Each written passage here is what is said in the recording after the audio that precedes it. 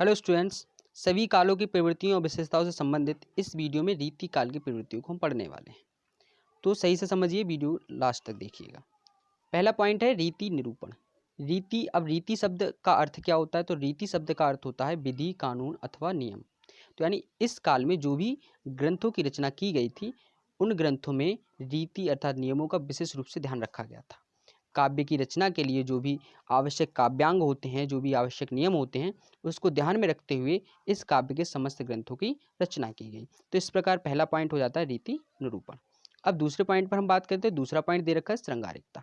यानी इस काल में जो भी काव्य लिखे गए, जो भी रचनाएं की गई, उसमें श्रृंगारिकता का भाव दिखाई देता है। उनमें श्रृंगार रस का प्रयोग किया गया है और विभिन्न चीज़ों का वर्णन जो किया गया है वो श्रृंगार रस के माध्यम से किया गया है। तो उसमें श्रृंगारिकता दिखाई देती है, इसलिए इसका दूसरा जो पॉइंट हो जाता है श्रृंगारिकता हो जाता है। उदाहरण के तौर पे हम बिहारी के दोहे को ले लेते हैं। उनकी नीति पद के दोहे का उन्होंने जो वर्णन किया है कृष्ण की बाल लीला का, तो उन्हें उसमें श्रृंगारिकता परिलक्षित होती है। तीसरे पॉइंट पे बात करते हैं। तीसरा पॉइंट है राज प्रशस्ति। ठीक है, तीसरा पॉइंट क्या है? राज प्रशस्ति।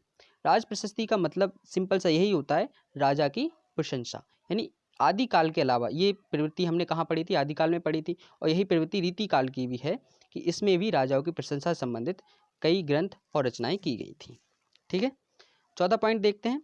चौथा पॉइंट है भक्ति एवं नीति की प्रवृत्ति। भक्ति एवं नीति की प्रवृत्ति, यानी इसमें भक्ति और नीति के पद लिखे गए हैं। भक्ति और नीति पदों के माध्यम से श्रृंगारिकता प्रयोग करके और रीतिबद्ध तरीके से काव्य की रचना की गई है। ठीक,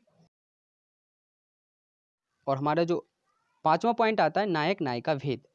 यानी इस काल में जो भी काव्य रचनाएं की गई हैं उसमें नायक नायिका का भेद किया गया है। बताया गया है कि नायक कितने प्रकार के होते हैं, नायिका कितने प्रकार की होती हैं, और नायिकाओं के सुंदरता का बहुत अच्छे से वर्णन किया गया है श्रृंगार रस के माध्यम से। ठीक है, तो पांचवा पॉइंट हो जाता है नायक नायिका भेद। छठे और अंतिम पॉइंट की बात करते हैं मुक्तक काव्य रचना।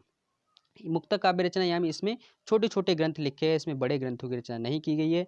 इसमें कोई भी महाकाव्य या खंड काव्य नहीं लिखा गया है, छोटे छोटे ग्रंथों की रचना की गई है। वीडियो के लास्ट में एक विशेष बात, डिस्क्रिप्शन में मैंने लिंक दे रखा है, आप हमारा टेलीग्राम चैनल ज्वाइन कर सकते हैं, वहाँ आपको PDF मिल जाएगी। ठीक है, हमारे चैनल से जुड़े रहें और अच्छे से पढ़ते रहें।